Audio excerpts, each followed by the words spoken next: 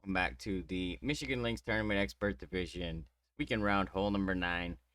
Here we're setting up for the Grizzly Rough Bump for the Albatross. Uh, we're using a Kingslayer type ball, P3 plus, side spin 3 plus, wind 4. I have not tested this with a Kingmaker or a wind 5 yet. I would imagine that a wind 5 should be okay. Play pretty close to similar. May need a slight adjustment, tweak on the approach. But if you're gonna play it, definitely practice it. Especially if you're gonna try and play this with a Kingmaker. Make sure you're not getting any kind of funky rolls because it is a crossing tailwind on the drive, and if you catch a heavy wind with a Kingmaker and you got a crosswind, you may end up rolling into the rough or bouncing into the rough or something. So just practice that if you're going to play those wind resistant balls. We're going to have our bullseye splitting the rough fairway line over to the left at P3 max rest. Like that. And we're going to add our spin. So here, like I said, there's definitely some different wind angles that we're seeing here and a couple of different bounces depending on wind angle, pull angle, and wind strength, right? So just keep in mind that if you have, a heavy crosswind and you don't adjust anything, say below the plus 10, like if you stay plus 11 or higher, then you might want to add a little bit of curl or a half a bar left spin just to make sure you don't get pushed too far to the right. Where this is not necessarily a precision drive. However, we are kind of pushing it to the top of the fairway, top right side of the fairway, and a heavy crosswind will put you close. So keep that in mind. We're using as a base standard safe spin set 1.5 top, 2 left. We're always using a half a ball left curl and always full controlled OP. Now, sometimes that control is a little more or a little less, depends on how much tailwind you have or don't have. With that being said, you can switch to a P4 or a P5 ball after you set up your starting position, or you can even set up at the top of the plus 16 with whatever ball you want, P3, 4, or 5. So long as it's 3 side spin and wind 4, it ought to work fine for this shot.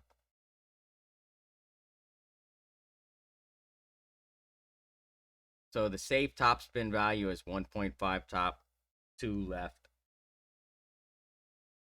If you wanted to push it a little bit, you could play as much as 2 top spin, 2 left spin, and still be safe. But if you play 2 top and you hit a great right and you have the more crosswind angle, there's a good chance that you roll into the rough on the right. You won't roll long through the back of the green, but you can roll into the right if you pull a little bit crooked or hit a great right. So just keep that in mind. No real reason to push the drive. We've got some checks and stuff, so you can play the shot even if you're a little bit shorter, and it's better to be safe than sorry because this is a good opportunity at the Albatross. P3 plus 10% max, and no push up on the drive. Half ball left curl, full control OP. The approach shot, playing it at P4 numbers, 5% elevation at slider. We're going to start with 3 backspin, 3 top spin, 3 right spin. We're going to do a pin check, a bullseye pin check to get our slider value. You see I'm at +2 there. Then what I'm going to do is set the top of my yellow ring on the rough fairway line with the ball guide going through the center of the cup. And then I'm going to respin it if I need to, so that the tip of the ball guide is 1 square through the cup. So we don't want to be more than 1 square, right? So basically you want the tip of your ball guide touching the top of that light row that's just above the cup. You know, you can be a little bit into it or a little bit short of it, but you want to be pretty close to it, right? That's so we come in at the proper speed. If you set it up too short, there's a chance that you stop just short of the cup. If you go too long, there's a chance that you blow by it or burn the edge.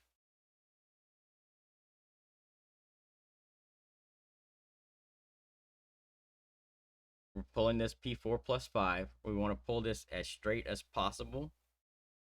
And I mean, if anything, I might favor a 1201, but truthfully, I am just trying to pull it straight and make sure that I have as little flicker on both sides as possible. If you pull too much 1201, you land too low and you catch sort of a dead bounce, and it could slow you down and leave you short of the hole.